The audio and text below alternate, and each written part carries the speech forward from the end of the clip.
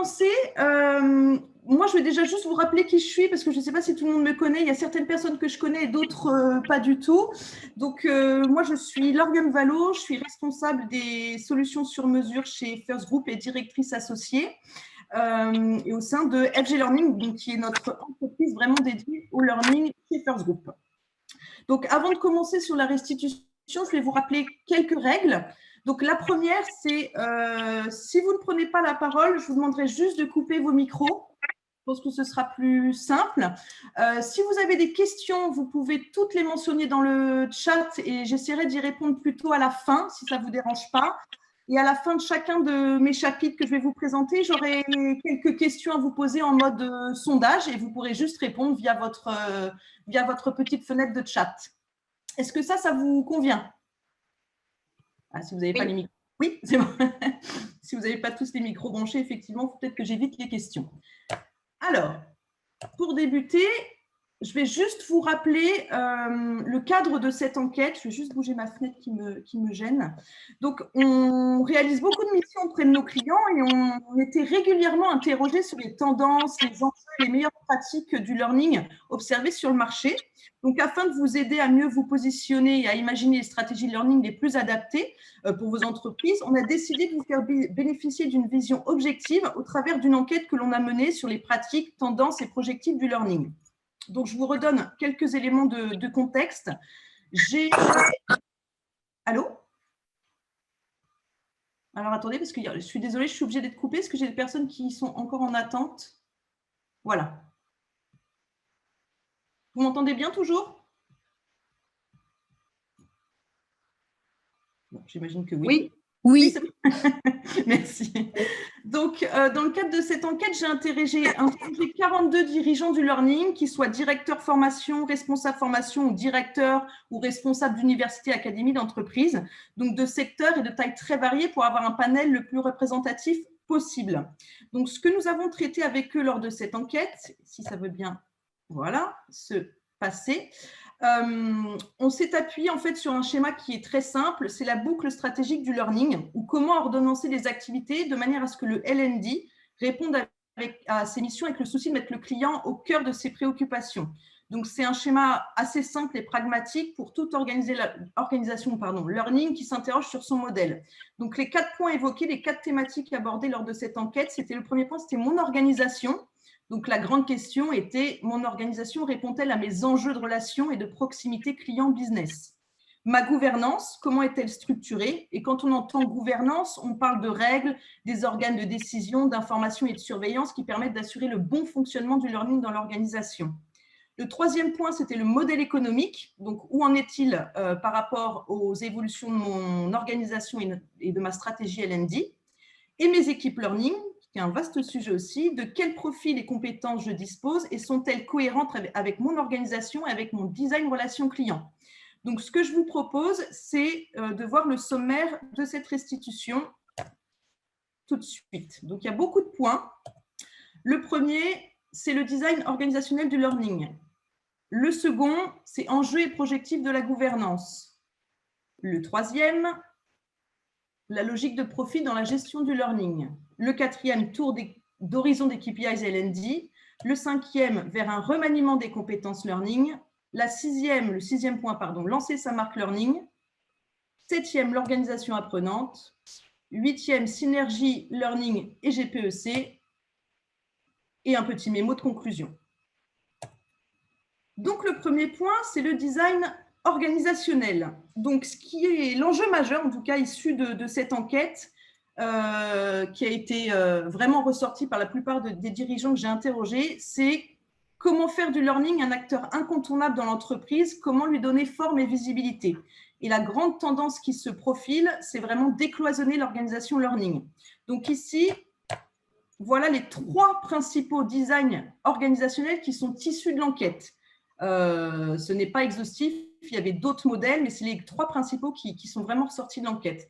Le premier schéma, on est plutôt dans une expertise learning, où le learning est organisé par pôle, avec un pôle digital, ingénierie, déploiement. Donc là, on est plus dans une capacité de production de solutions. Donc, c'est un petit peu, on peut faire l'analogie avec un organisme de formation.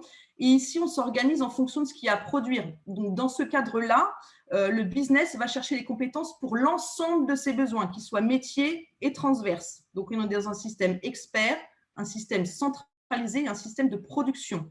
Le deuxième, on est dans une organisation par métier, par activité, que voici. Et là, on est plus dans une logique de business partner. Donc, le learning, il est proche du business et de ses clients internes. Donc, ce qui ressort de la technique métier revient au business pour être vraiment time to market. Et la compétence soft, dite transversale, est plutôt rattachée au corporate ou à une académie spécifique, garante de la culture de l'entreprise. Donc là, on est plus dans un système que l'on dit fonctionnel, décentralisé. Et le troisième schéma, on est plutôt dans une organisation par thématique. Donc, c'est un système qui est dit plutôt stratégique et c'est celui que j'ai le plus retrouvé en tout cas dans les enquêtes que j'ai menées. Et là, on raisonne plus sur des enjeux transverses et des grandes problématiques de business. Donc, c'est une organisation quelque part qui est par structure apprenante. Donc, on peut se dire qu'il y a autant de structures que de niveaux de problématiques stratégiques. Donc, c'est souvent une organisation qui est fédérée autour de la DRH. Et beaucoup d'entre vous m'avaient évoqué le fait qu'il y avait eu beaucoup de réorganisation interne pour justement aller dans ce sens, être vraiment plus rattaché maintenant à la DRH plutôt qu'au métier. Donc, il n'y a pas, dans l'enquête en tout cas, ce qui est ressorti, c'est qu'il n'y a pas de bon ou de mauvais design organisationnel. On retient juste que le modèle organisationnel, learning, influence la valorisation du capital humain et surtout la performance du business. Cependant, et ça va être la transition pour le prochain point, le design organisationnel ne fonctionne pas sans un bon modèle de gouvernance. Et c'est la slide suivante, effectivement. J'ai été très surprise lors de cette enquête parce que j'ai constaté qu'il y avait une réelle prise de conscience sur les enjeux de la gouvernance et je ne savais pas du tout que le learning s'interrogeait sur ce sujet-là. Et pourquoi il y a une réelle prise de conscience? Parce que le learning aujourd'hui, il est vraiment reconnu comme un levier stratégique majeur pour soutenir les transformations et servir la performance. Et tous, en tout cas, sont accordés à dire sur ces enjeux-là que je vais vous lire. Donc, c'est rationaliser et mutualiser offre, produits et coûts, créer et piloter l'offre, partager et capitaliser les initiatives et se légitimer aussi auprès du business. Donc, quelque part, c'est une gouvernance qui se veut très opérationnelle. Et quand je dis opérationnel, qu'est-ce que je sous-entends derrière? Eh bien, c'est tout ça. C'est que dans la majorité des cas, la gouvernance, en tout cas dans ce que vous avez exprimé, s'inscrit dans une logique très collaborative, foncièrement transversale avec un fonctionnement en réseau natif. Il y a une réelle logique assez récente, ou en tout cas plus structurée, de conciliation et de convergence de l'ensemble des parties prenantes. Donc, DG, COMEX, DRH, équipe learning et métier.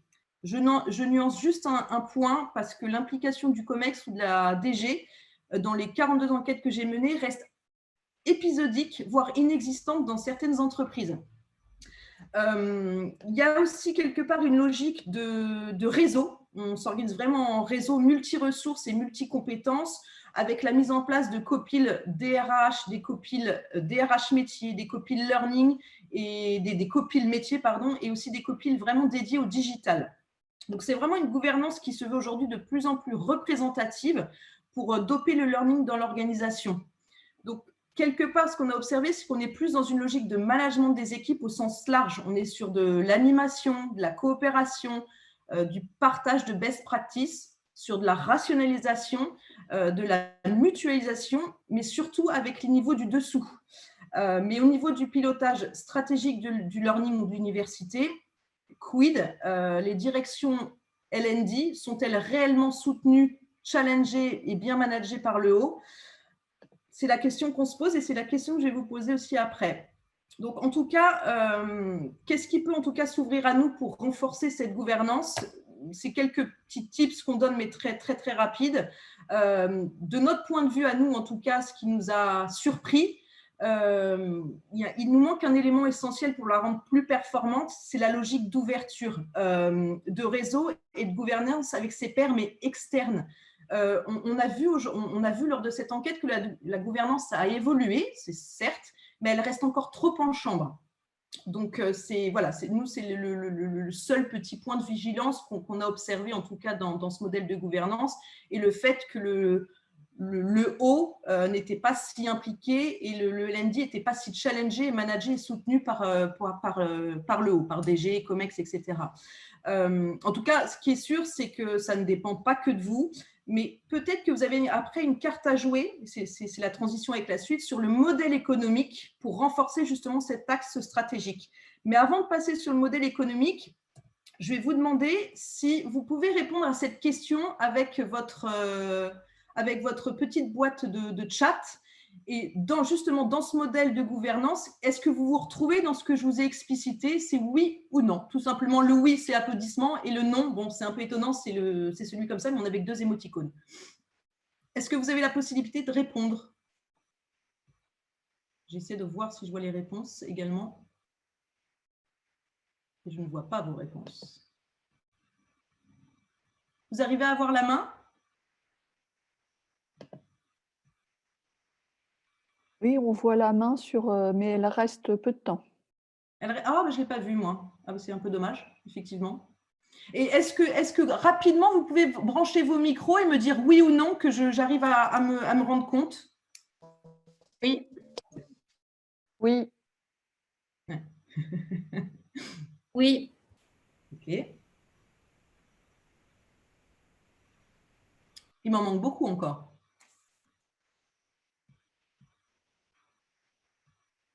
Les autres, pas de sujet?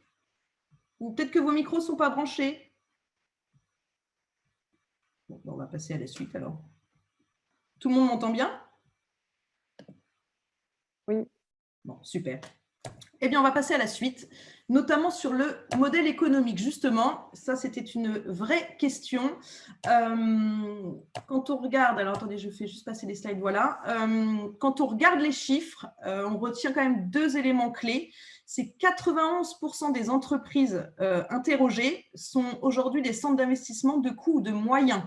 Cependant, dans ces 91%, 20% des entreprises interrogées s'interrogent ou souhaitent passer en centre de profit. Pour la plupart des centres de profit, moi, que j'ai rencontrés, je vous donne un ratio, c'est 4 centres de profit sur 42 entreprises interrogées. Là, il y a 2 raisons historiques sur le fait qu'ils soient modèle économique, qu'ils soient centre de profit, pardon. C'est que ce sont des universités qui ont des murs à rentabiliser ou des universités qui sont aussi positionnées sur la formation initiale. Mais si on observe de plus près ce modèle, on se demande si ce n'est pas une opportunité pour vous de rendre votre gouvernance plus stratégique avec des KPIs économiques intéressants. Et voilà les KPIs, moi, qu'on m'a donné pour les universités qui étaient centres de profit. Donc, concrètement, ça vous permet d'avoir une visibilité précise de votre PNL et de votre résultat économique, d'être quelque part une BU à part entière, d'avoir une visibilité sur la marge générée, qui est la marge et qui est vraiment un indicateur stratégique que vous pourriez en tout cas annoncer en haut de la pyramide. Ça vous permet aussi de voir le chiffre d'affaires par ETP, donc il y a personne vu les équivalents temps plein des équipes learning, donc c'est la part de chiffre d'affaires liée à chaque ETP, donc ça c'est plutôt un KPI RH, et puis aussi de voir le taux de croissance de votre chiffre d'affaires. Donc c'est typiquement comme un organisme de formation.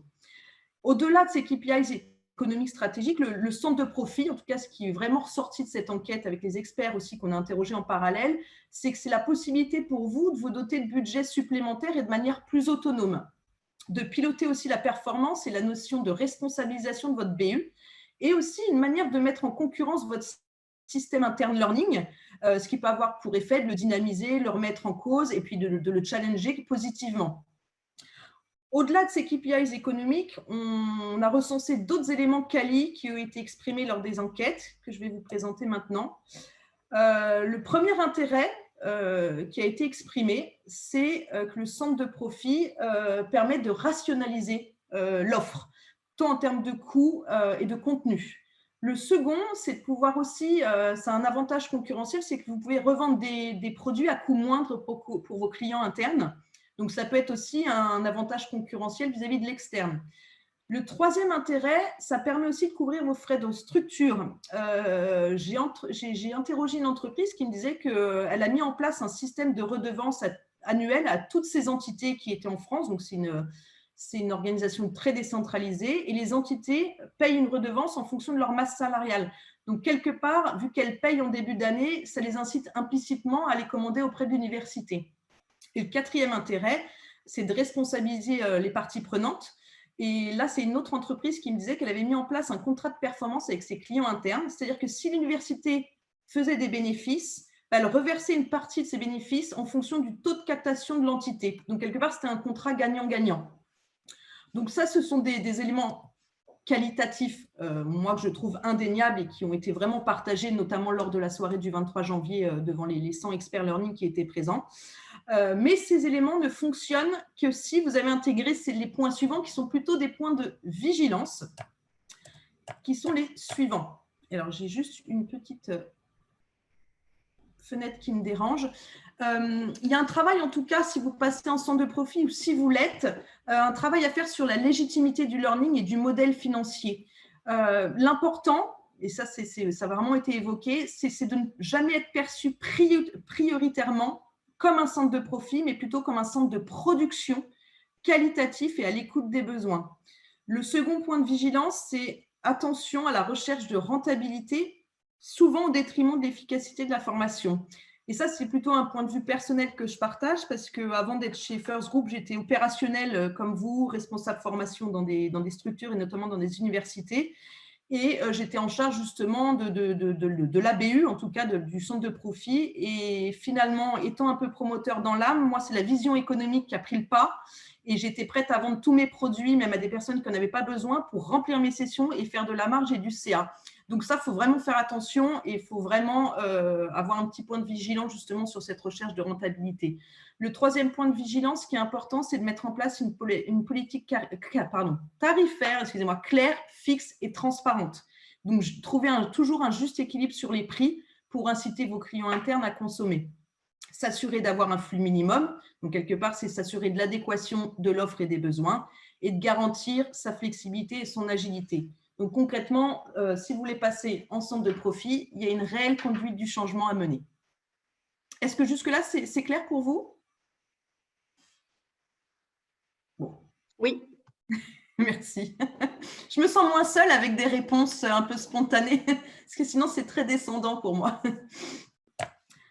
Alors, en synthèse, concrètement, le modèle économique, notamment le centre de profit, vous permettrait de maîtriser les budgets pour les réaffecter sur des priorités stratégiques, d'optimiser l'utilisation d'équipements, d'investissements, par exemple des locaux, pouvoir financer des innovations pédagogiques et incuber des projets, ce qui est un peu dans l'air du temps, être capable d'analyser votre rentabilité, en plus de l'efficacité de la formation, et de garantir une relation client sans faille. Donc, au-delà du modèle économique que je vous ai présenté là, et pour renforcer encore plus l'axe stratégique du learning et asseoir votre légitimité, on s'est posé la question, est-ce que les KPIs pourraient-ils être intéressants et pourraient-ils être des indicateurs pertinents pour vous, et notamment pour renforcer votre légitimité vers le haut. Donc, on a fait un tour d'horizon de ces KPIs et on a essayé de vous en extraire les meilleurs KPIs issus de l'enquête. Mais juste avant ça, mais ça ne va pas marcher, donc je vais juste vous demander de prendre les micros au fur et à mesure parce que j'ai une question qui, moi, m'intéresse beaucoup à ce stade. C'est le centre de profit est-il, selon vous, vraiment personnellement, sans ce que je vous ai dit avant, un KPI stratégique pour légitimer le learning? Vous pouvez juste me dire oui ou non? Pas nécessairement. OK. Bon, pareil, pas nécessairement. Il y a beaucoup de risques associés. Hein. Aussi, oui. Non. Non plus. Non. Donc, c'est une majorité de non. Et non également. Excusez-moi, je n'ai pas vu la personne qui me parlait de risques. Est-ce que vous pourriez juste nous donner votre point de vue sur les risques associés à ce centre de profit? C'est ce que vous évoquiez tout à l'heure, c'était une tentation à faire beaucoup de chiffres et potentiellement de la marge. Oui. Et donc ne plus être finalement concentré sur ce qui va avoir de la valeur ajoutée pour le business. Oui. Et ce qui a de la valeur ajoutée pour le business, ce n'est pas forcément d'abattre des sessions et du chiffre. Oui, d'accord. C'est vraiment d'être au plus près de comment on accroît le business de façon pertinente, quoi. On est d'accord. C'était un point de vigilance, effectivement. Ouais. D'accord. Je vous remercie. Alors, du coup, on va passer à la suite. Donc, les KPIs du learning, ça a été un vaste sujet. Quand je l'ai abordé dans l'enquête, parce que j'étais soit en face à face, soit au téléphone avec les personnes que j'interrogeais, soit j'ai entendu beaucoup de sourires, ou alors j'ai eu beaucoup de soupirs aussi. En tout cas, ce qui est ressorti, c'est que sur les KPIs quantitatifs, vous êtes visiblement tous équipés. Mais en ce qui concerne plutôt les indicateurs qualitatifs et stratégiques, c'est un petit peu plus complexe et on m'a souvent dit on a encore beaucoup de chemin à parcourir. Donc, certains d'entre vous, en tout cas des personnes que j'avais interrogées initialement, étaient très demandeurs d'avoir une vision globale des KPIs de leurs confrères. Donc, il y a 3 KPIs aujourd'hui que je vais vous présenter. Les KPIs de la performance du learning, les KPIs du digital et les KPIs du présentiel. Sur les KPIs de l'évaluation de la performance du learning, le premier, c'est le NPS. Alors, le NPS, je pense que tout le monde connaît, donc je vais juste le rappeler rapidement. C'est un indicateur quali qui est devenu indispensable pour certaines entreprises pour mesurer la satisfaction de leurs clients et faire la promotion du LND. Le deuxième point qui a été souvent évoqué, c'est d'intégrer en fait un item learning dans les surveys annuels qui sont lancés dans les organisations et de voir les évolutions des perceptions et de la satisfaction du LND année par année. Le troisième KPIs, c'est l'engagement collaborateur. Et ça, j'ai bien aimé, c'est L'Oréal qui m'en avait parlé. Lui, s'est mis cet indicateur-là, c'est avoir un pourcentage du développement des heures de développement en présentiel ou en digital qui soit décidé par le collaborateur lui-même. Donc, pour lui, ça a changé fondamentalement l'engagement du collaborateur vis-à-vis du learning et il m'a dit plus globalement, le climat social. Le troisième, c'est la proportion entre digital, et présentiel. J'ai perdu ma souris. C'est plutôt en réponse aux grandes orientations stratégiques données qui sont d'aller vers plus de digital. Et excusez-moi, j'arrive pas. Attendez, excusez-moi, j'ai un problème de souris qui m'empêche de. Excusez-moi, hein, c'est le problème du direct. Je n'arrive pas à retrouver ma souris. Oh, écoutez, j'y arrive pas. Bon, c'est pas grave. Je n'arrive pas à retrouver ma souris. Alors, j'en étais aux proportions entre digital et présentiel. Donc, c'est vraiment là pour montrer que vous êtes capable, vous, en tant que learning, de répondre à ce souhait d'évolution de l'offre du digital et d'être en capacité de répondre aux enjeux stratégiques du groupe. L'autre point qui était intéressant, notamment pour les universités, c'est le taux de captation de l'université par rapport au nombre total d'heures de formation dispensées. Donc ça permet vraiment de voir l'attractivité de l'offre de l'université vs les offres externes. Donc de voir sa valeur ajoutée, notamment, et d'identifier les leviers de développement potentiels. L'autre KPI, c'est le nombre de programmes créés et déployés en lien avec la stratégie du groupe. Alors, attendez, je vois qu'il y a quelqu'un qui se connecte en même temps. Il y a quelqu'un qui a voulu s'exprimer, peut-être? Non? Très bien, donc je continue. Le taux de captation de l'université, donc voilà, ça permet de voir votre attractivité, l'attractivité de votre offre, de voir sa valeur ajoutée et d'identifier les leviers de développement potentiels. Ça, je l'avais déjà dit en plus, très bien, Lauriane. Le troisième, donc c'est le nombre de programmes créés et déployés en lien avec la stratégie groupe business et leur taux de captation. Donc, c'est vraiment démontrer que le learning a la capacité de produire et de répondre efficacement aux enjeux du business. Et le dernier, s'il veut bien arriver, voilà, ça c'était plutôt personnel, mais c'est le taux d'accès à la formation par catégorie socio-professionnelle. Donc ça, c'est plutôt en réponse à des logiques de non-discrimination dans l'accès à la formation, notamment pour les personnes les moins qualifiées. Donc ça, c'est vraiment un extrait, en tout cas, des KPIs ciblés sur l'évaluation de la performance du learning. Est-ce que, par hasard et par exemple, est-ce que vous auriez des KPIs intéressants sur ce sujet que vous souhaiteriez partager avec nous?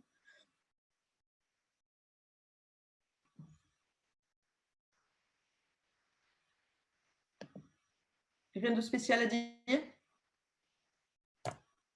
Alors, je continue. Non, je voulais simplement dire pour les KPIs de performance.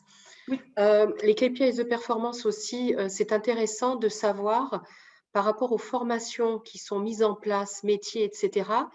Au démarrage, enfin, si on veut avoir plus d'impact, Oui. c'est dès le départ, quand on design une formation, c'est de mettre avec le business, quels vont être, comment va-t-on mesurer l'efficacité d'une formation et Oui. de mettre en place, dès le démarrage, en amont, quand Oui. on développe la formation, des KPIs qui nous permettront de mesurer l'impact, que ce soit du quali ou du quanti. Oui. Et sur le simplement, ouais, et simplement une chose, par rapport au taux d'accès à la formation par catégorie socio-professionnelle, je le mettrai pratiquement au début, parce Oui. que si vous avez le taux d'accès, vous pourrez ensuite mesurer la performance. Parce que si vous avez simplement 10% de taux d'accès, les résultats, forcément, ils sont biaisés. Exactement, exactement. Mais je ne vous cache pas que c'est pas… Ça, c'est plutôt un indicateur personnel que j'ai rajouté, mais je ne l'ai pas beaucoup entendu, en tout cas dans les enquêtes que j'ai menées. Et pourtant, je trouvais que c'était un indicateur très important. Ouais, parce que nous, on le mesure et c'est hyper important. Oui, ah bah, ça me rassure en tout cas, ça me conforte. Merci en tout cas. Donc là, je passe aux KPIs du digital et j'ai eu beaucoup d'éléments sur ce sujet-là. Donc, je vais vraiment vous en donner quelques exemples, une synthèse en tout cas. Le premier, c'était le taux de connexion aux ressources libres. Donc ça permet vraiment de voir l'autonomie dans l'apprentissage, dans l'auto-formation, sans régulateur et d'analyser les ressources les plus plébiscitées. Le deuxième, c'est le nombre d'utilisateurs actifs. Donc ça, bon, je pense que ça parle de lui-même, sauf si vous avez des questions sur le sujet. Le taux de satisfaction et de like. Alors, moi, je n'ai pas vu la différence. Je n'ai pas compris la différence entre j'aime et je suis satisfait. Donc, moi, j'ai juste trouvé une nuance parce que les personnes interrogées ne m'ont pas forcément donné cette nuance. Moi, j'ai plutôt vu que le taux de satisfaction, c'était une opinion individuelle et que le taux de like, c'était plutôt une opinion sociale. C'est la seule frontière que j'ai trouvée entre les deux. Après, si vous avez d'autres arguments à me donner, moi, ça m'intéresse parce que je n'ai pas trouvé d'autres différences entre ces deux points. L'autre point, c'est le taux de rétention des apprenants. Ça, j'ai trouvé intéressant. C'est notamment dans les parcours blended digitaux. Ça vous permet d'analyser l'assiduité et le décrochage des apprenants. Donc ça, c'est vraiment un relié avec de l'analytique pour comprendre comment et où réorganiser votre ingénierie pédagogique. Le coût de revient d'une formation digitale, ça, je pense que c'est très clair. Le taux de recommandation et de partage, pour moi, c'est pareil. Je recommande et je partage. Pour moi, c'est à peu près la même chose. Donc, j'ai aussi trouvé que la frontière, c'était plutôt une opinion individuelle et une opinion sociale. Le taux de fidélisation, donc là, c'est d'analyser les personnes qui se connectent sur la plateforme et qui reviennent mois par mois. Et le panier moyen d'achat par personne. Est-ce que alors, attendez, je crois que j'ai quelqu'un qui… Voilà. Est-ce que sur ces KPIs du digital, vous avez quelqu'un des choses à rajouter sur un KPIs intéressant qu'il aurait pu lui mettre en place dans sa structure et que je n'aurais pas cité à l'instant?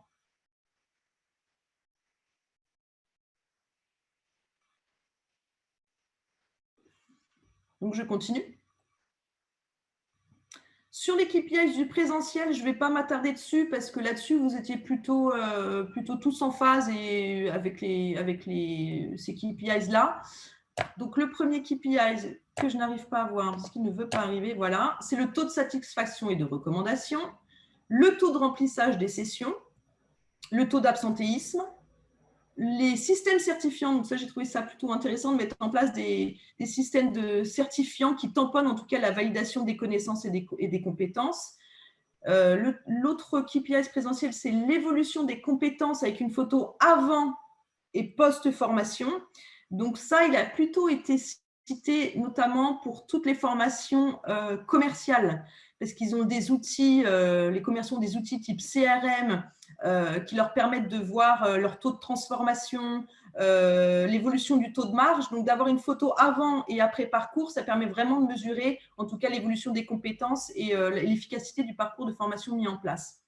Et un autre aussi m'a évoqué le fait maintenant, il faisait des comparaisons de l'efficacité de la formation en fonction de la modalité ou de l'outil qu'il mettait en œuvre. Donc, en fait, il faisait une session pilote avec un groupe qui faisait de la réalité virtuelle et un autre qui ne faisait que du présentiel. Et à la fin, sur la mise en œuvre sur le terrain, il se rendait compte, là, en tout cas dans ce cas précis, que la formation était beaucoup plus efficace et il y avait eu beaucoup plus d'ancrage avec l'outil de la réalité virtuelle. Là, je n'avais pas de transition, donc je passe directement sur le chapitre des équipes learning. Là, je voulais juste vous présenter un ratio en termes de nombre de personnes que vous avez dans votre équipe, donc ETP, donc équivalent temps plein, VS, le nombre de collaborateurs qu'ils gèrent dans leur périmètre. Donc concrètement, la plus petite fourchette, le ratio va de 1 ETP pour 204 collaborateurs gérés, c'est le plus petit, jusqu'à un ETP pour 10 000 collaborateurs. Donc, la moyenne, en tout cas, qui est ressortie de cette enquête, qui n'est pas une moyenne universelle, c'est plutôt un ETP pour 3 300 collaborateurs. Alors là-dessus, je préfère juste nuancer parce que les directions formation sont, pour la majorité d'entre elles, aidées d'un réseau de correspondants formation, de formateurs occasionnels, d'acteurs RH en charge de la formation pour déployer le learning dans l'organisation complète. Et du coup, je ne les ai pas comptés dedans. Donc là, les chiffres qui sont donnés sont vraiment différents d'une organisation à une autre. En tout cas, là, ce qui est sûr, c'est ce qui, moi, a attiré mon attention dans cette partie de l'enquête, c'est le poids encore très important de la partie administrative et logistique dans les effectifs du learning. Il y a autant, voire plus d'administratives et de personnes en charge de la logistique que de concepteurs ou d'ingénieurs pédagogiques ou chefs de projet. Donc, certaines des entreprises que j'ai interrogées pour solutionner ce problème ont externalisé toute l'activité administrative et logistique, soit en France ou à l'étranger, pour vraiment se concentrer sur la production de l'offre. Certaines entreprises ont même avoué ne pas avoir d'experts en conception du tout, voire avoir des concepteurs, mais qui n'étaient à ce stade pas du tout au niveau. Je reprends vraiment leurs mots, hein. En tout cas, sur le digital, ce qui est ressorti, c'est que vous êtes tous structurés autour du digital en termes de conception, d'outils. Vous avez la compétence digitale, mais en tout cas, pas toutes les compétences digitales pour répondre à vos ambitions. Donc, dans une BU qui est de plus en plus stratégique, la question qu'on se pose, c'est quelles sont les compétences learning qui émergent et qu'il va falloir détenir. Ça, on s'en fiche. Voilà, donc en tout cas, ce qui est sûr, c'est qu'il y a des nouvelles compétences qui arrivent ou qui sont arrivées pour certains d'entre vous dans vos équipes. Mais très peu d'entreprises que j'ai interrogées ont mentionné le fait d'avoir ces compétences-là. Donc, compétences de data analyst, data scientist, les expertises sur l'expérience collaborateur, les experts intelligence artificielle, les business partners. Alors ça, pour moi, ce n'est pas une compétence, mais c'est plutôt une posture. Et là, c'est vrai qu'on a de plus en plus de demandes, notamment pour former les chefs de projet, sur comment je peux acquérir la posture du business partner pour être un bon conseil auprès du métier et de mes clients internes. Et aussi les compétences de community management. On le verra juste après en quoi ce poste peut avoir de la valeur pour le L&D. En tout cas, ce qui est sûr, c'est qu'il y a une évolution des compétences et des profils learning qui s'accélèrent. Et 76% des directions learning identifient le upskilling et le reskilling pour leurs équipes learning, je parle, comme un enjeu majeur pour les années à venir. Donc, c'est vraiment un enjeu qui a été cité très souvent et c'est notamment pour répondre à la logique d'être toujours time to market. Donc, ce que je vous propose, vu que mon sondage oui-non ne marche pas, je voulais juste que vous puissiez réactiver vos micros et au fur et à mesure me dire si vous, de votre côté, vous constatez une nécessité d'upskiller ou de reskiller les compétences de vos équipes learning. Oui, c'est une évidence. Oui, ça va très vite. Okay. Oui, évidemment. Ça me rassure. Pas nécessairement.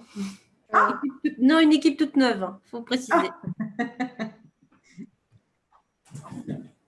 Moi, j'ai une équipe qui est au niveau en conception digitale, etc., que je forme régulièrement. Donc, je fais de la formation continue, des petites formations sur les outils, le digital, etc., de manière régulière depuis plusieurs années.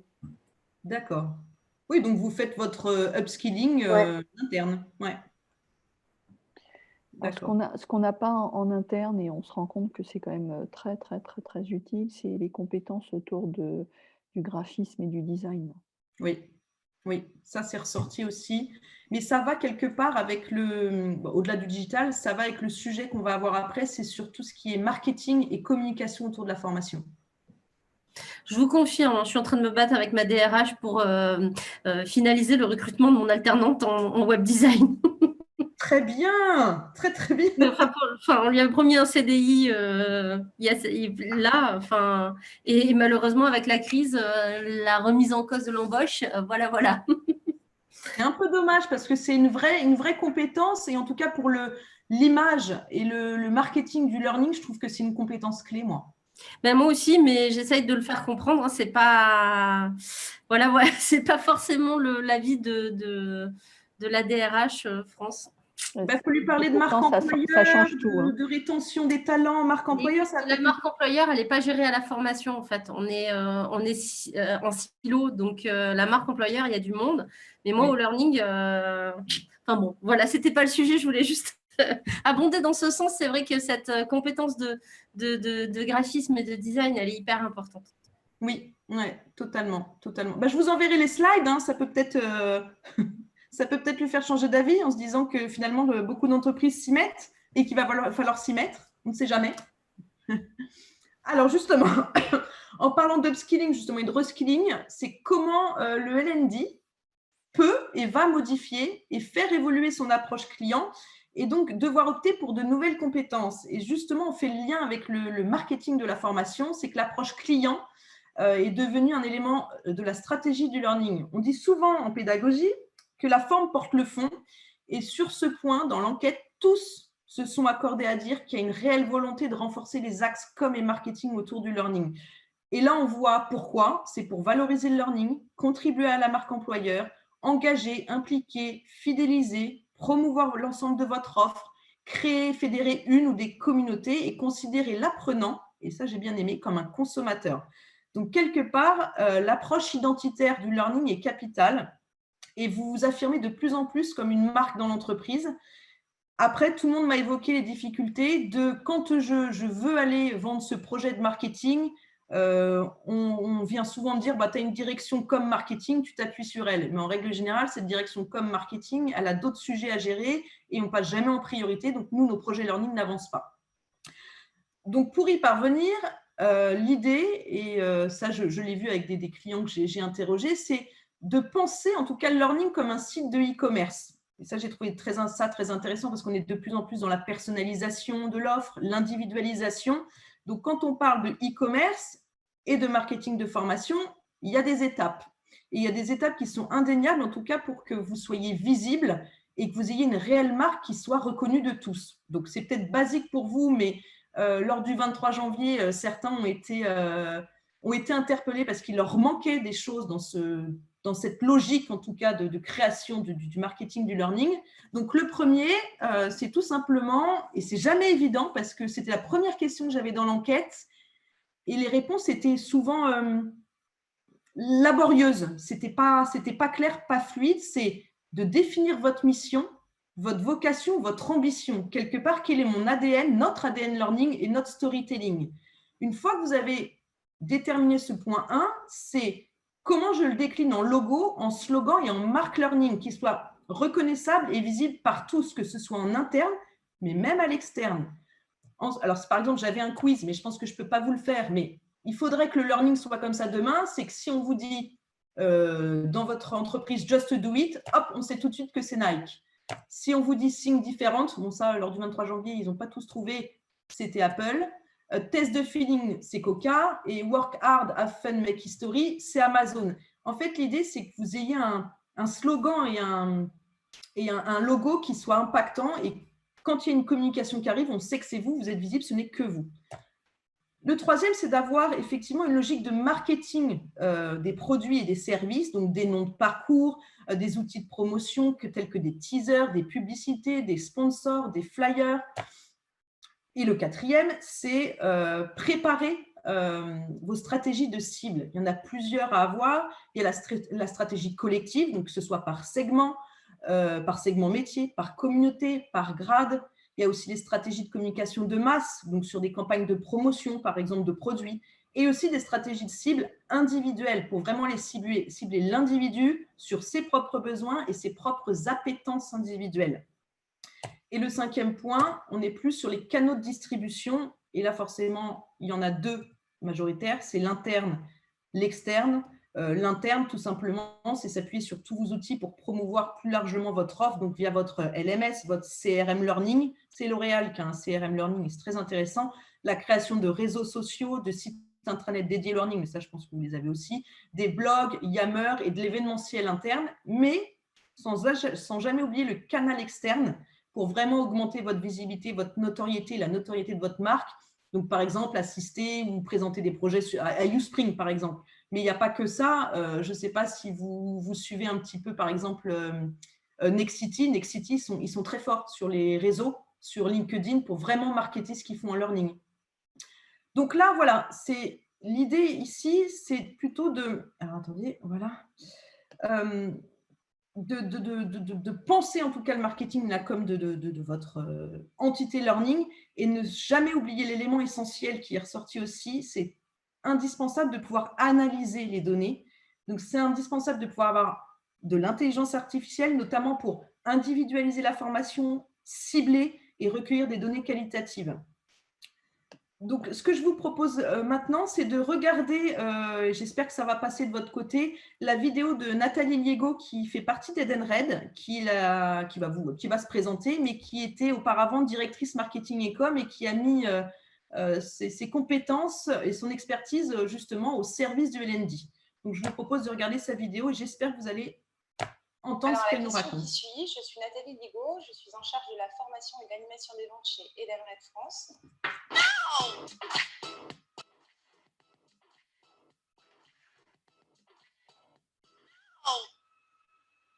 Alors, parlez-nous de votre stratégie marketing et communication autour du learning.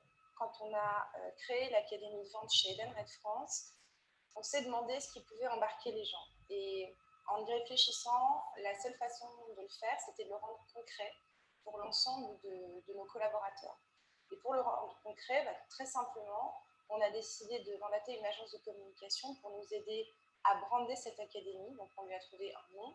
On a créé un logo spécifiquement pour l'académie.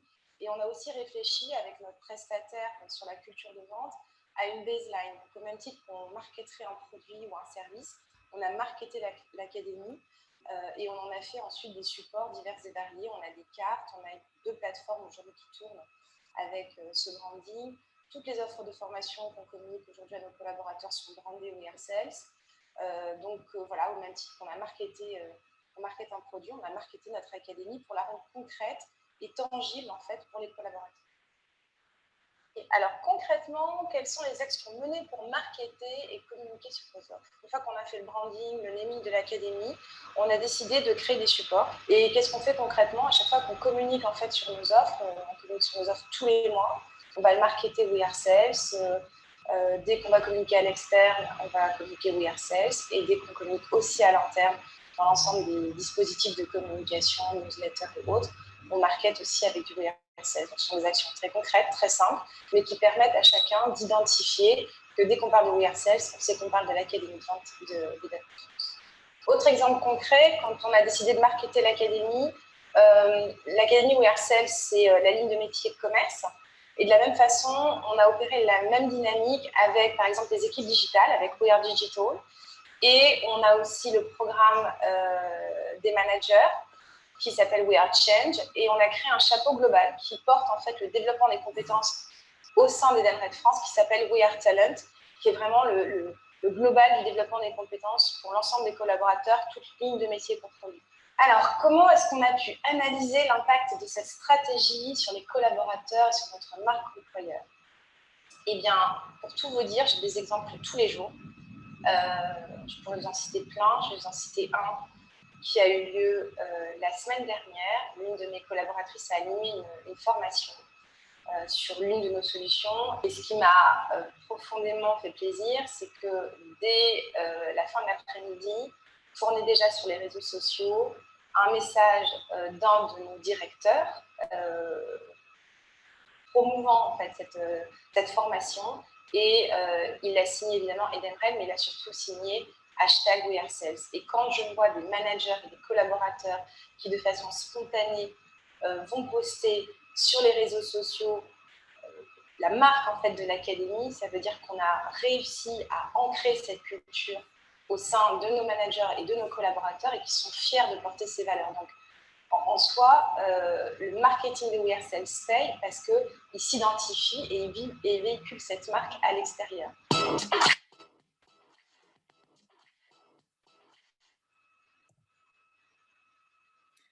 Alors, effectivement, je pense que c'était assez parlant et assez concret. Et il y a d'autres actions qui ont été initiées au sein de la communauté LND, donc j'en ai rassemblé certaines. Bon, Yammer et réseau social dédié au learning, je pense que là, vous êtes au clair. Pour vraiment… L'autre point, pardon, c'est vraiment pour promouvoir l'offre, inciter à consommer et capter les apprenants. Beaucoup ont lancé des logiques de jeu, de gamification par la mise en place de challenges, de récompenses, parce que le jeu attire et suscite la curiosité. D'autres, et beaucoup s'y mettent, c'est la mise en place d'événements vraiment LND dans l'organisation. Donc, c'est soit uniquement pour la communauté learning elle-même, donc pour partager, capitaliser, faire découvrir et fédérer une communauté, soit à destination de l'ensemble des collaborateurs. Et là, c'est pour faire connaître le learning autrement. Donc, via des stands, des journées découvertes, des journées découvertes, des portes ouvertes. Donc, je crois que c'est Natixis qui en parlait. Elle a dit qu'elle, tous les mois, ou tous les trimestres, elle allait à la cantine de l'entreprise, elle ouvrait des stands et a présenté les nouveaux produits, les nouvelles offres, la nouvelle stratégie learning. Donc, ça faisait connaître aussi le learning vraiment au plus grand nombre. Donc, d'autres sont vraiment aussi dotés d'outils et d'hommes et outils type CRM du learning. Ça, j'ai trouvé ça vraiment bien chez L'Oréal. Il me l'avait vraiment bien explicité. C'était vraiment un outil qui permettait de cibler vraiment individuellement et de connaître individuellement tous ses collaborateurs et de pouvoir organiser vraiment des communications ciblées et très, très efficaces. Donc, quelque part, ça crée l'appétence pour l'apprenant et on lui push des contenus qui sont vraiment liés à ses besoins et à ses motivations. Donc, en tout cas, ce qui est sûr, c'est que pour aller dans cette logique-là et pour aller plus loin dans la logique d'individualisation, de personnalisation, la compétence data analyst, pour renforcer en tout cas cette expérience apprenant, elle est juste indispensable. C'est pour demain, hein, c'est pas pour aujourd'hui. Donc, je me permets juste, et on va, pareil, répondre rapidement oralement, c'est de votre côté, vous, estimez-vous avoir réellement une stratégie marketing et com dans votre organisation learning? Non, moi c'est… Non. On tente des choses, mais c'est un peu balbutiant chez moi. Parents Oui, pauvres. ouais. Idem, c'est encore timide. Oui, pareil. C'est timide, ça se lance. Et est-ce que vous voyez ça comme un réel enjeu pour demain? Oui. Oui. Oui. Oui, c'est un enjeu et en même temps, c'est compliqué de l'intégrer étant fonction support, pas forcément au cœur de l'activité de l'entreprise. Donc, c'est là où c'est compliqué. En tout cas, c'est partagé. C'est que c'est un enjeu, c'est peut-être pas évident, ça peut être complexe, mais en tout cas, c'est vraiment un enjeu partagé aussi par vous qui êtes là aujourd'hui. Donc, c'est assez unanime en fait. Donc, ce que je vous propose là, c'est qu'on a interviewé Muriel Navarre de PwC, qui, elle, nous partage son expérience sur la mise en place d'une nouvelle plateforme qu'elle n'avait pas pensée comme le Netflix de la formation, mais qui, de par son développement, a été finalement, c'est terminé comme un Netflix de la formation. Donc, ça montre aussi toute l'efficacité du marketing, de l'individualisation, de la personnalisation, en tout cas du ciblage qui est essentiel dans le learning de demain. Je vous propose de l'écouter. Je suis Muriel Navarre, je suis en charge de la gestion des talents et du développement chez PwC. Alors moi je vais buzzer.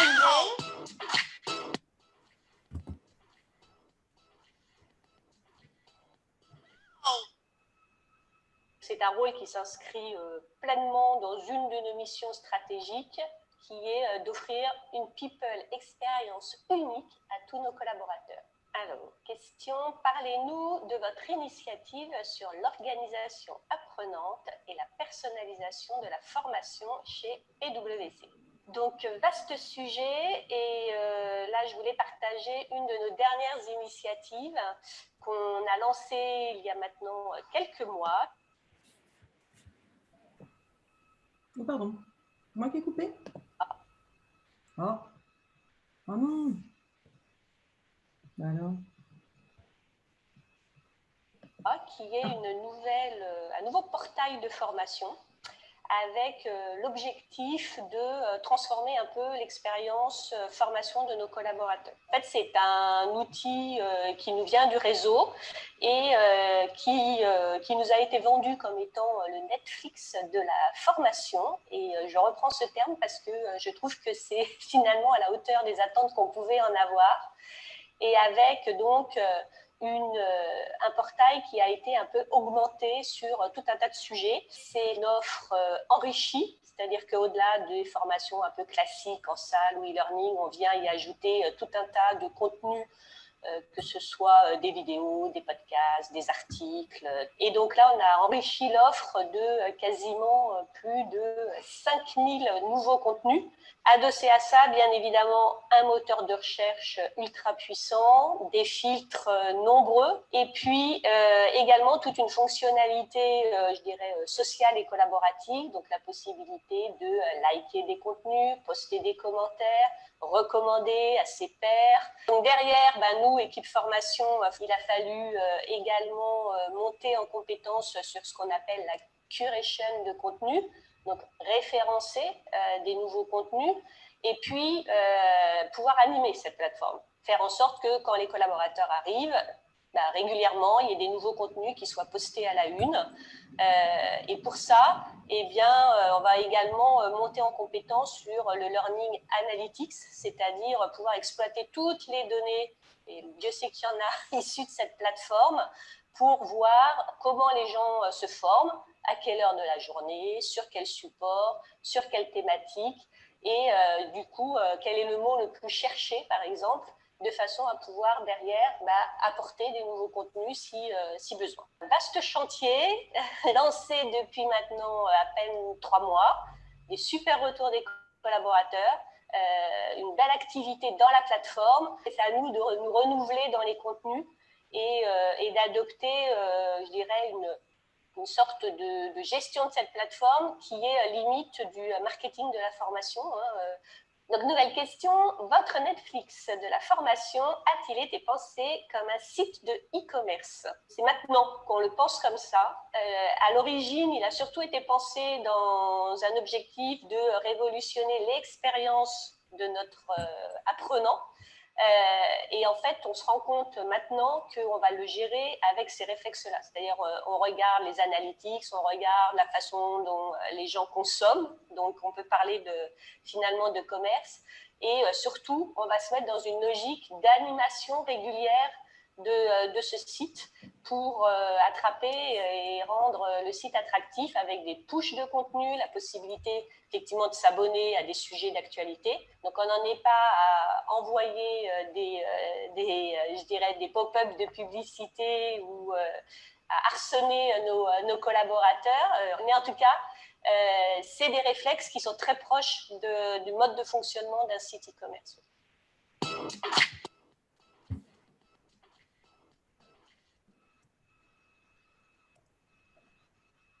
Alors voilà, on l'a bouclé en tout cas.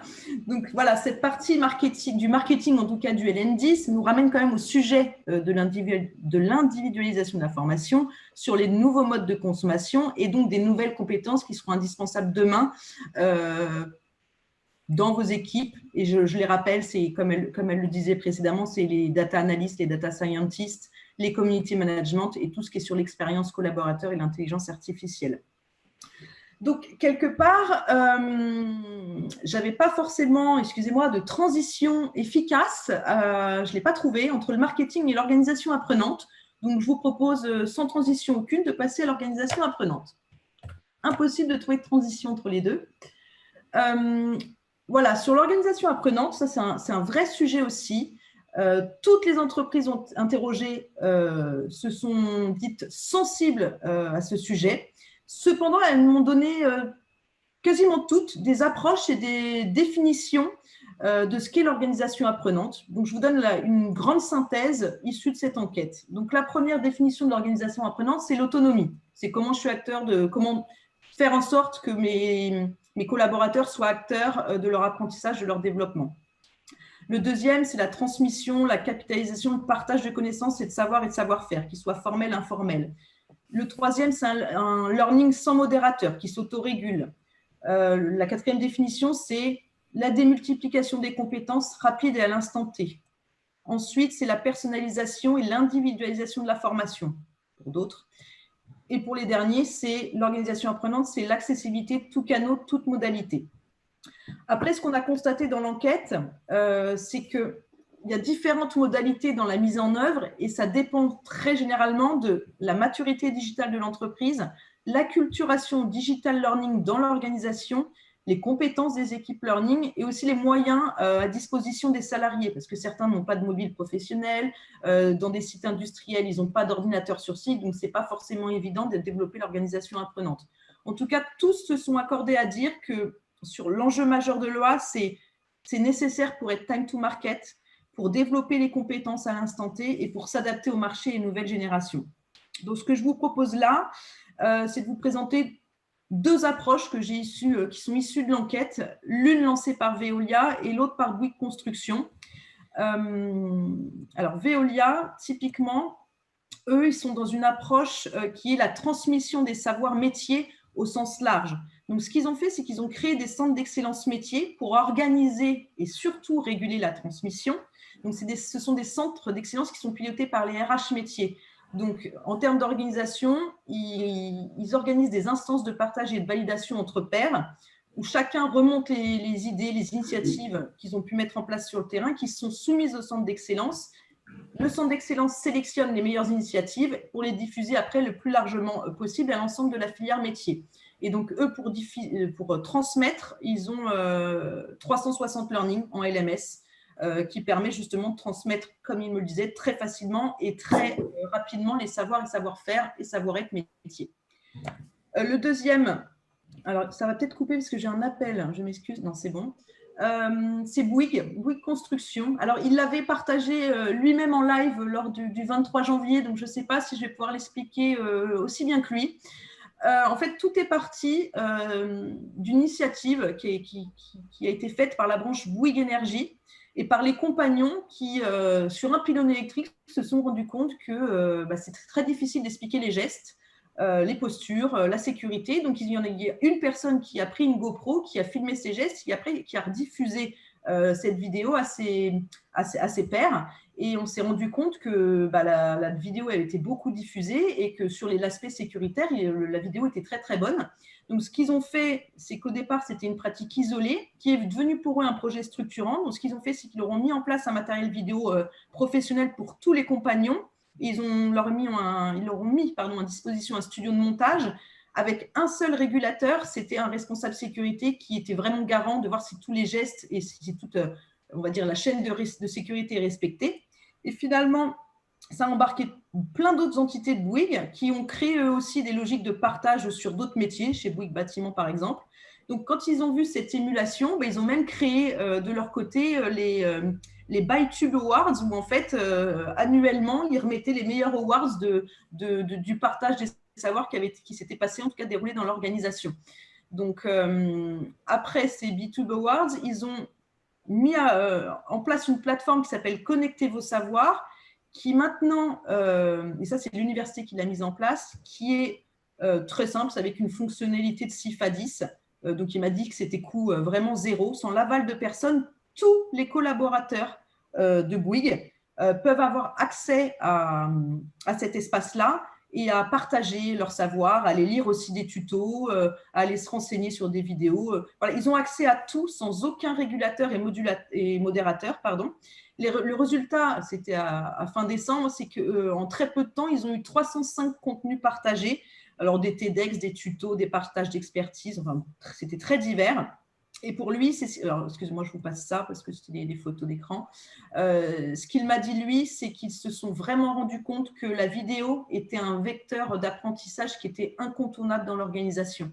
Donc, ce qui, lui, va continuer à développer, c'est plutôt de rajouter une logique de réseau social dans cet onglet « Partagez vos savoirs ». Et comme disait Muriel Navarre tout à l'heure, d'avoir un moteur de recherche beaucoup plus puissant. Donc, à ce stade, en tout cas, sur l'organisation apprenante et ce qui a été exprimé lors de cette enquête, c'est que l'organisation apprenante, c'est une organisation qui apprend elle-même et s'adapte de façon organique et systémique à son environnement. Elle doit avoir la capacité à anticiper les besoins, à s'adapter aux évolutions du marché, être agile, stimuler la créativité, la prise d'initiative.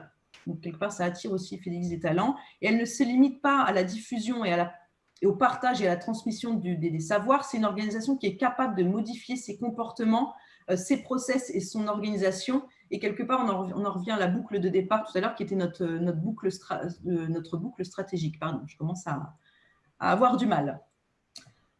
Donc, quelque part, c'est ma dernière question. Je voulais savoir, au regard de ce que je vous ai dit sur l'organisation apprenante, si vous pouviez réactiver vos micros et me dire si vous, de votre côté, elle est mise en œuvre dans votre organisation et sous quelle modalité éventuellement.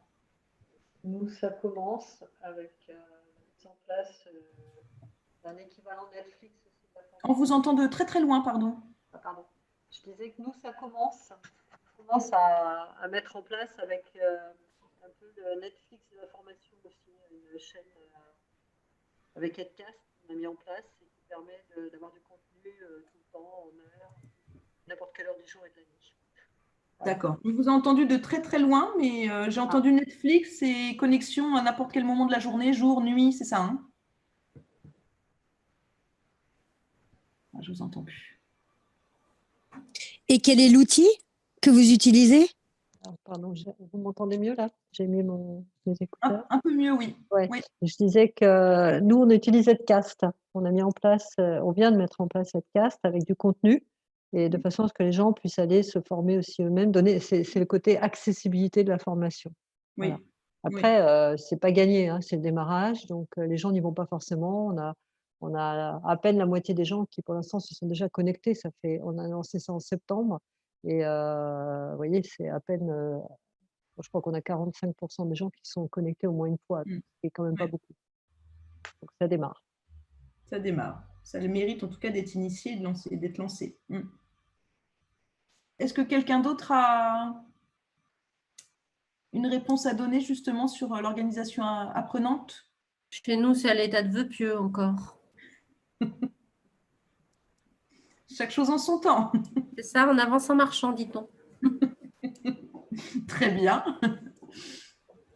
Est-ce qu'il y a quelqu'un d'autre qui veut s'exprimer?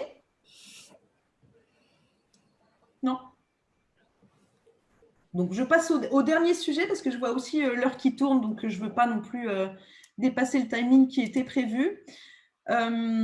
L'autre point, tout s'affiche alors je ne voulais pas, c'est pas grave, c'est que lors de cette enquête, la synergie learning et GPEC n'était pas un enjeu qui était partagé par tous. Alors, moi, j'étais assez surprise. Toutes les directions LND ne sont pas aujourd'hui toutes concernées par la GPEC et souvent pour des raisons d'organisation et de gouvernance RH, justement. Donc, pour celles qui étaient concernées et qui avaient mis en place des choses, les grands enjeux qui ont été vraiment explicités pour cet aspect synergie learning GPEC, c'est le 1, c'est comment concilier les objectifs court terme, donc plutôt les performances opérationnelles, avec les objectifs à plus long terme, donc la stratégie du business. La deuxième, c'est comment associer up et reskilling pour accompagner les évolutions de compétences. Et le 3, c'est comment attirer et retenir les talents pour assurer la pérennité de l'entreprise. Donc, en tout cas, en résumé, ce que l'on sait, c'est que la synergie LND contribue vraiment à la marque, globalement à la marque employeur.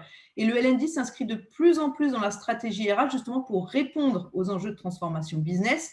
Donc, ce qui est certain, c'est qu'il y a une synergie à mettre en place qui est évidente.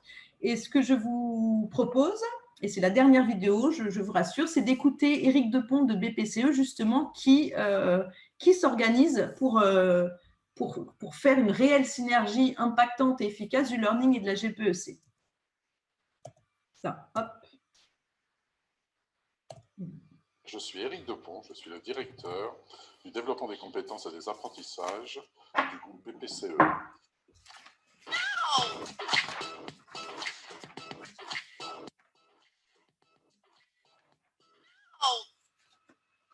Parlez-nous de votre étude prospective sur les métiers de la banque. En 2018, l'ensemble des banques de la place bancaire de Paris a décidé de réaliser une étude prospective sur l'évolution des métiers. Elle s'est déroulée en 3 grandes étapes. une première étape d'étude un peu prospective des autres secteurs d'activité qui avaient connu des transformations digitales.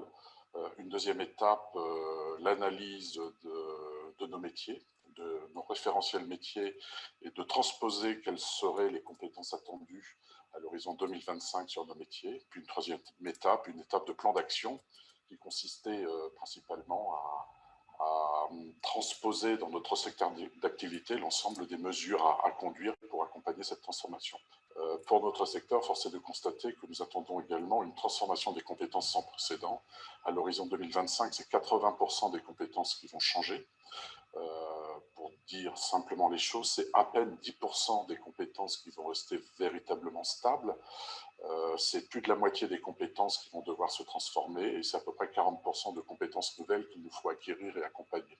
Alors, qu'est-ce qui a été mis en œuvre pour créer la synergie entre GPEC et organisations apprenantes? Pour réussir ce développement des compétences, il est juste essentiel d'avoir des collaborateurs impliqués, motivés et engagés dans leur propre montée en compétences. La loi à venir a mis en œuvre un certain nombre de dispositifs au niveau de notre entreprise, de notre groupe. On a souhaité également renforcer ce dispositif en le positionnant au cœur du développement des compétences. Un collaborateur n'est pas qu'un apprenant, il est aussi un sachant. On a voulu miser sur le fait que toute personne dans une organisation avait des choses à raconter, avait des choses à apporter, à transférer. Alors, qu'est-ce qu'on a mis comme outil? C'est très simple, on a regardé ce qui se faisait sur le marché, sur le net en matière de partage de compétences digitales.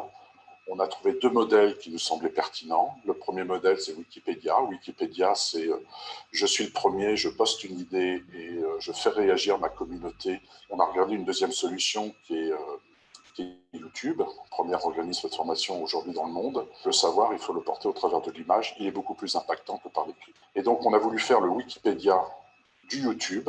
Cette solution, elle s'appelle SpeechMe. C'est la contraction de faire un pitch, mais aussi de teach, d'apprendre.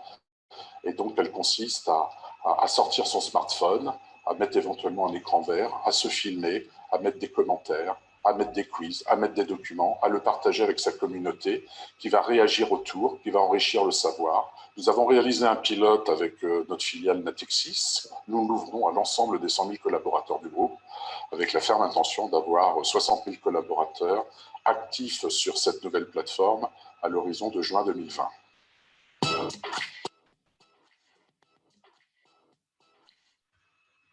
Avec le confinement, il y aura peut-être plus de 60 000 personnes qui seront connectées à sa plateforme.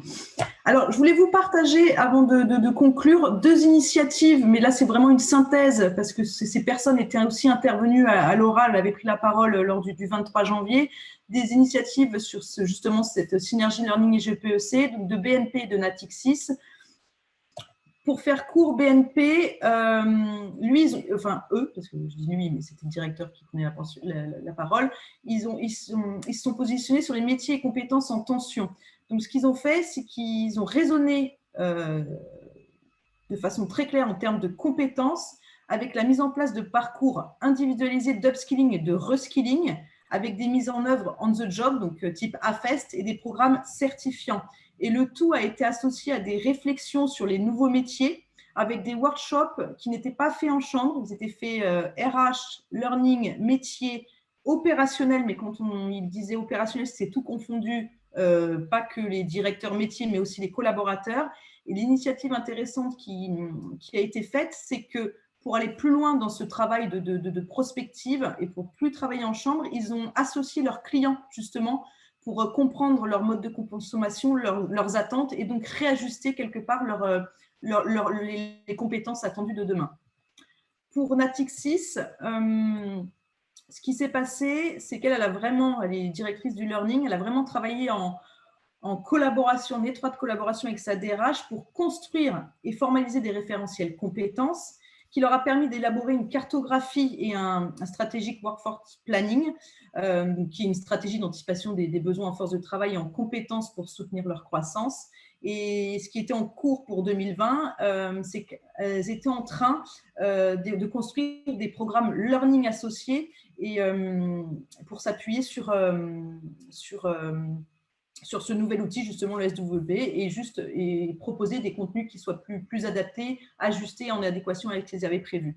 En tout cas, ce qui, elle, cette directrice learning la préoccupait, c'était le reskilling de toutes ces équipes. Donc, au-delà de ce qu'ils avaient fait en temps 1, en étape 1, elle est en train de mettre en place, en parallèle, une académie de reskilling pour déterminer pour tous les emplois les parcours dont ils auront besoin, les parcours de formation qu'ils auront besoin pour demain.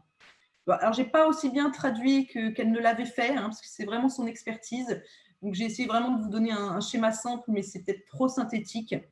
Donc, voilà ce que nous, on a retenu en tout cas du learning et de la GEPEC. Pour nous, c'est un enjeu aussi un enjeu majeur. Et en conclusion, en tout cas, et après, je vous laisse et je suis ouverte à toutes les questions, c'est qu'en gros, il y a plusieurs tendances. Il faut penser votre stratégie L&D à l'échelle de l'individu, mais aussi de la structure tout entière. Il n'y a pas de mauvaise ou bonne approche de l'organisation apprenante. La tendance 3, c'est qu'on décloisonne, on raisonne en compétences collectives et surtout individuelles. Tendance 4, on prépare demain pour ses clients et ses propres équipes. On est vraiment, maintenant le learning était avant, je trouve, dans une logique de réponse, et maintenant le learning doit vraiment se préparer, être dans une logique d'anticipation et de projective. Et l'idée aussi, c'était aussi le fil rouge de notre événement du 23 janvier, c'est que maintenant on a le rôle du L&D n'est plus approuvé, il a considérablement évolué. Voilà, la légitimité elle est là, donc maintenant vous avez toutes les cartes en main, vous pouvez oser, surtout entreprendre. Pensez à la logique de mutualisation avec vos pairs externes et il ne faut pas hésiter à prendre de risques. Et surtout, le dernier point, c'est que si on veut aller vite et on va aller loin, il faut penser data. Voilà, j'ai essayé de faire vite pour tenir le timing. J'espère que vous avez eu quand même un panorama global et intéressant des projective learning. Et vu qu'il nous reste quelques minutes, si je peux répondre à certaines de vos questions, j'y répondrai maintenant, ou sinon je prendrai les points et on vous répondra plus tard par mail. Est-ce que vous avez des questions? Non, moi, c'était plus une remarque, si je peux me permettre. Oui. Sur le dernier point data, penser data, c'est aussi être un vrai business partner, parler comme les autres départements, par les business. Et moi, je trouve qu'on a plus d'impact justement quand on a des chiffres, quand on peut démontrer que l'activité est pertinente, qu'elle a un impact, etc. Et qu'on nous voit plus ou qu'on ne nous voit pas, RH, learning, etc., comme des personnes qui sont dans une bulle et qui ne connaissent pas le business, qui ne sont pas conscients des enjeux, etc. Donc, c'est savoir gérer un budget, savoir aussi parler des coûts et du retour. Alors, le retour sur investissement, c'est hyper compliqué, mais en tout cas, quels sont les retours qu'on peut avoir? Quel est l'impact de la formation? Donc, la data, ça aide beaucoup, que ce soit du quantique, du quali. Oui, oui, c'est une des clés, effectivement. Ouais. Je vous l'accorde. Est-ce qu'il y a d'autres, ou s'il n'y a pas de questions, des commentaires, des choses qui vous auraient manqué, des choses que vous avez… Moi, je m'interrogeais sur est-ce que vous avez eu des retours concernant le positionnement du learning versus la RH? Je vous dis comment je le vis sur certains sujets, c'est le fait d'être plus proche du business et des managers que de la fonction RH. Alors, moi, ce que j'ai observé mais c'est un petit panel, 42 entreprises, c'est qu'elles se sont majoritairement, beaucoup, depuis 2-3 ans, toutes réorganisées pour être rattachées au DRH. Donc, quelque part, le positionnement DRH Learning, maintenant, il est plutôt clair. Vous, si vous êtes plutôt encore rattaché ou à rendre des comptes au métier, effectivement, c'est différent. Et ça peut être plus complexe. C'est un rattachement RH, mais avec un sentiment un peu d'être un peu isolé dans les métiers RH parce qu'on parle avec les managers tous les jours, tout le temps, sur des enjeux business. Oui. En même temps, ce qui est très bien aussi, d'être proche du business et de leurs enjeux, parce que vous êtes légitime aussi, vous comprenez leurs besoins. C'est ce que disait la personne tout à l'heure, juste avant. C'est comment vous êtes très, très proche du business et à l'écoute de leurs besoins et vous les connaissez. Vous connaissez leur business, leurs attentes, leurs besoins, etc. Donc ça, je pense que c'est plutôt clair. Après, effectivement, ce qu'on disait tout au début, c'est la capacité aussi du learning à tenter, en tout cas, d'insuffler un modèle de gouvernance qui pourrait vous satisfaire, vous faciliter la vie, vous rendre plus légitime. Et ça, la gouvernance, c'est un vrai sujet. Hein. Et ça, on a beaucoup de demandes pour travailler en back-office, pour aider certaines personnes du learning à influencer, proposer, à revoir la gouvernance tout en vendant les impacts pour les personnes auxquelles elles parlent et pas pour elles. Et ça, c'est un vrai enjeu hein, de la gouvernance. Enfin, voilà, la gouvernance, en gros, c'est votre enjeu. En tout cas, dans votre cas, c'est votre enjeu. Hein.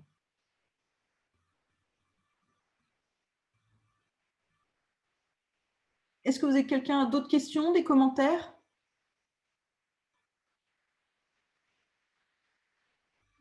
Non? En tout cas, ce que je vous propose, moi, c'est que je vous remercie, en tout cas, de votre attention, de vous être connectés aujourd'hui. Et sachez que vous pouvez retrouver, en tout cas, les Learning Box, s'il n'y avait pas une bonne connexion, sur notre chaîne YouTube. Je vous laisse donc le lien qui s'affiche. Et si vous n'avez pas d'autres remarques, suggestions, je vais vous quitter parce qu'on arrive au terme de cette restitution. Est-ce qu'il y a quelqu'un qui a besoin de rajouter quelque chose avant qu'on se quitte? Non, simplement un grand merci. C'était très bien. Donc, merci. Merci à vous de vous être connectés aujourd'hui. Ça m'a fait plaisir. Ouais, très bonne synthèse, voilà, très claire, fluide. Ah ouais, c'est gentil, merci. Parce que c'est pas évident d'être… maintenant, il va falloir s'y habituer, hein, d'être à distance. Donc, pour avoir l'interactivité, voir les réactions des gens, ce n'est pas si évident. Donc, voilà, c'était un nouvel exercice. Donc, si ça vous a plu, je suis satisfaite. Et fière de moi et fière de nous.